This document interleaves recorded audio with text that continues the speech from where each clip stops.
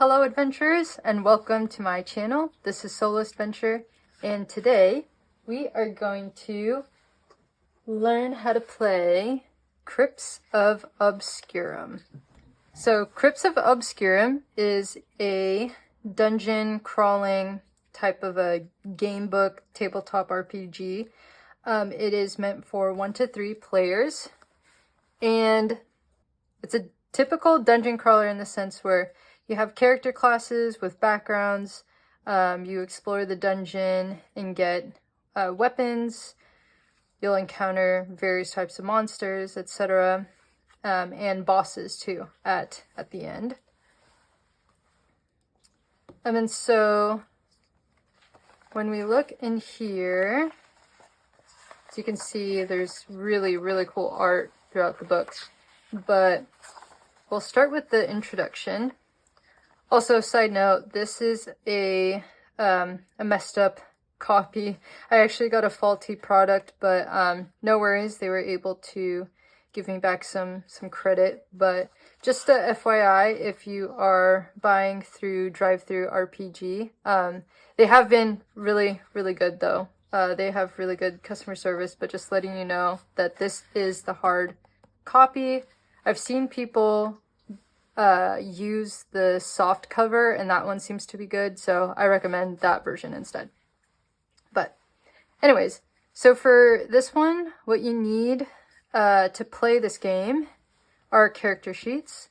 Obviously, if you have access to a printer, you just scan this and print this out. I do not have access to a printer, so I actually wrote stuff down. I drew my character. That's just for fun, but obviously you don't need to do that.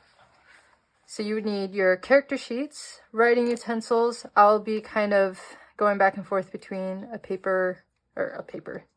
pen and a pencil. Access to the rooms lists, which you'll see while we play. And then a set of dice, but I'm just sticking with one for now. It is recommended to have like two sets with different colors.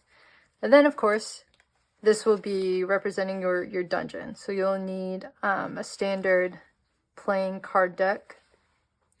And that's really all that you need. So in this game, you will encounter certain events, and that'll require you to test your abilities. So here, when you perform attribute tests are noted as make a blank text test, and in the brackets it's a 1dx, and that'll contain the attribute die, and the X denotes the target number needed to pass. So in the book, for example, if performing a guts test, first roll the die in the brackets. So let's say it's a 1d6, and you get a 4. So the result is your number 2 match or beat. So then if you roll, that die is allocated to your attribute, and then you add any modifiers to it. And if you score equal or higher than what's rolled, then that means you succeed. Anything under, obviously, that is a fail. Okay, and now for character creation. Characters have 4 attributes: guts, skill, insight, and resolve. Guts would be strength, overall brawn. Skill would be dexterity and speed. Insight will be arcane magics, diplomacy, and wisdom. Resolve would be your ability to resist damage and bodily afflictions. And so whenever you're performing a test or an attribute roll, always keep in mind your modifiers. And now when creating a character, you have 3 classes to choose from: the Templar, Cutthroat, and Occultist. So for my character, I decided to go for a Cutthroat. So here's my character. This is Thalia, and I just thought that this was a fitting class for her. And under this class, you have backgrounds, and these backgrounds have certain abilities, unique actions that you can do. So for mine, I picked Deadeye, which is a nimble, deadly, ranged weapon specialist. And I thought that's very fitting for her. So for Guts, I have no modifiers. Same with insight as well. But for skill and resolve, I have a +1 modifier. So for my passive ability, it is ranged mastery. So when making ranged attack rolls, I can re-roll results of 1. And my unique action is a scatter shot. I'm really excited to try this one. This is for a ranged weapon. So when you have an equipped ranged weapon on your character, you can make a contested skill roll. And on a success, you can deal damage to each enemy equal to your skill bonus. So that's really helpful when encountering multiple enemies. And then after that, you would allocate your attributes, and that'll be certain dice. So a 1d12, 1d8, 1d6, and a 1d4. So for here, I did Guts as my 1d6, Skill, which is 1d12, Insight, 1d4, and Resolve, a 1d8. So you can see that on your character sheet, if this is what you're using, you can see the photo here to kind of show what die is related to which attribute. So now we continue on, and we will write down our health points and sanity points. So starting health points would be 40, and sanity points would be 15. And then you can pick 2 starter weapons. So for me, I chose the Arbalist, which has a rapid weapon ability, which I'll explain in a bit. And then a dagger, and that has a concealed ability. So then on the next page over here, with the concealed ability, attacking with this weapon while hidden gives it double damage for that attack. And then for my dagger, oh sorry, that is concealed, that's my dagger one. For my Arbalist, I have rapid, and you may make up to 2 attacks with this weapon in a single turn. Alright, and now for Magick. Anyone has access to Magick, so when you cast spells, it doesn't matter your class or your background. It does drain 1 sanity point, so every time that you cast a spell, it'll drain that 1. But you do have access to all of these. And so for a few that I wrote that I kind of want to try, because I haven't tried these ones yet, Cruel Inversion. If the target has armor, ignore it for 2 rounds. So I thought that'd be kind of cool. Blood Lightning, target is dealt 1d8 plus 1 energy damage. And then Whispers of Damned. This one, taunting voices from beyond abjure and mock the target. And they skip their turn. They skip their next 2 turns. So that is the Magick spells that you have access to. And then if you do roll 1 or less on a magic roll, you do have to roll on this table. You must use your insight to see what occurs during the mishandling of the infernal arcane. So you'd have to roll on that. And for misfire, if you roll a 1 or less during an attack with a ranged weapon, you must make a skill roll on the table below and resolve its effects. I have a feeling this table will not really be applicable to Thalia, because she does have a passive ability, which is a ranged mastery, ranged attack rolls, and that means you can re-roll results of 1. So I have a feeling this actually won't be applicable, which is nice.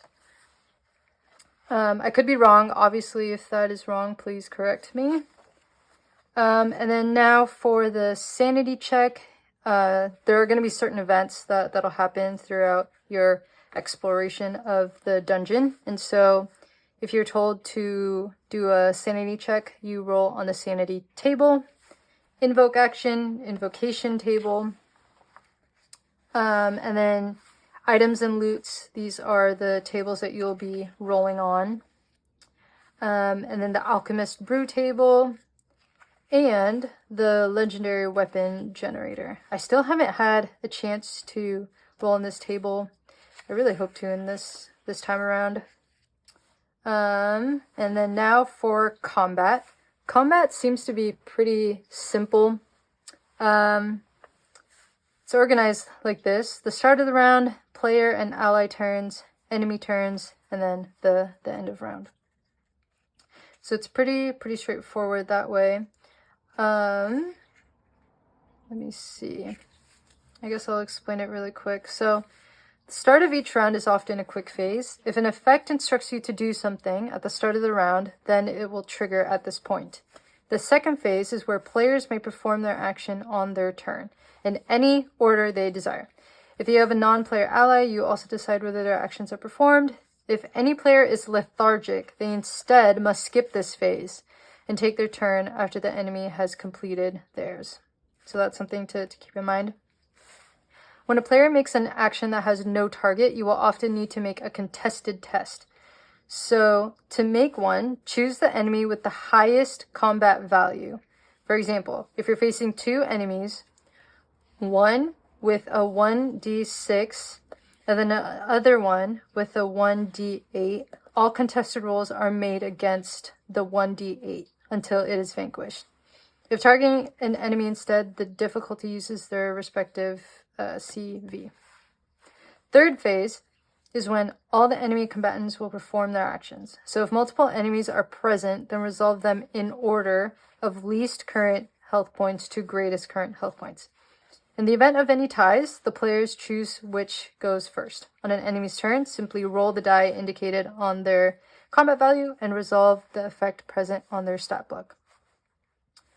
And I think that's it. Yeah, and then after enemies have performed their actions, the round ends and a new one begins. Okay. And then here are just a list of actions that any player can make on their turn. You can attack, grapple, cast magic, assist, hide, invoke. You can use an item, defend, or focus. And then there are statuses and ailments. So during combat, some effects will be applied to your character. Statuses are modifiers to your actions and will generally be signified in bold. Ailments are effects applied to your character that persist beyond combat, needing to be healed or removed by items. So you have to make note of that on your sheet. So players can only have one status, but can have any number of ailments. So here are the ailments. And then this is also all about resistances, weaknesses, and immunities. So if a creature or player would possess a resistance to a type of damage, that instance of damage is half when applied. And if a character would possess a weakness to a damage type, when inflicted, it deals double that damage instead. So that's another thing to keep in mind, is watching out for weaknesses and resistances. And now for armor. So if a character possesses armor, anytime they are dealt an instant of damage, reduce the incoming damage by the armor value. And then for death and its consequences. So your character would ever be reduced to 0 health points while playing. The game is considered over and your progress is lost. You are free to retry with the same character sheet though. So here is now kind of how the game will work when you go into a room. You will be given these options with different scenarios. So you can choose one of these options, and when you choose those options, you go to scenario A, for example. And so here's an example A. This may be a good scenario. You get the example weapon and you complete this room. So that's an example. If you did choose option 2, then you go to scenario B. This may be a bad scenario. Commence battle with example enemy. If you win, complete this room. So for example here, this would be an example of an enemy stats. So you have the HP, the CV, and then any other information. For example, weak to blank damage. And then this is kind of what they would do on their turn. So if they roll a 1 to 5, that would be an attack. If they roll a 6, it would be a strong attack, and then something bad happens. So if you do option 3 and you go to scenario C, this may be a difficult scenario. You now have example trait. And so you will, let's say, gain that trait beyond just that room. And then you can put that into your character sheet.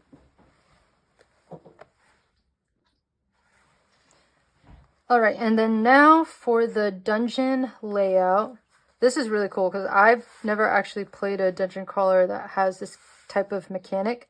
But your dungeon layout will be represented by these cards.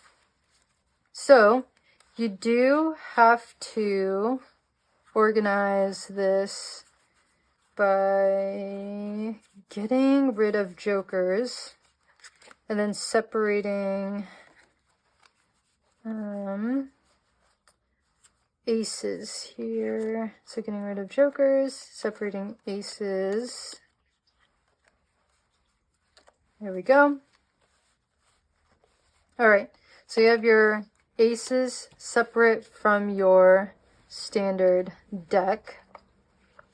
So this is how you will shuffle it. So you'll shuffle your standard deck. So once shuffled, you lay out the first depth of the dungeon as follows. So you lay out 9 cards from the standard deck in one line, and then 1 card from the ace pile at the end of the row. So it would look like, we shuffle these as well, these ace cards. So you deal this out. 2, 3, 4, 5, 6, 7, 8, 9. Whoops, this is a sample card. 8, 9. And then your ace pile, this one would be the boss room over here. So you would start from the furthest. So as you're working through the dungeon until the very end, this will be the boss room. So when you are ready, there will be spoilers in this video, but when you are ready to enter into the dungeon, when you flip this card, it'll show you which room you need to go to. So for a king diamonds, you will go here, right here, the summoner. So that is an example of how the dungeon will be played out. But I'll do another video going through an actual example of like an actual like playthrough. But that is how you play Crypts of Obscurum, or at least the character setup and the dungeon layout. I'll do a separate video that is covering an actual playthrough. So yeah, I will see you next time. Thank you again for checking out my channel.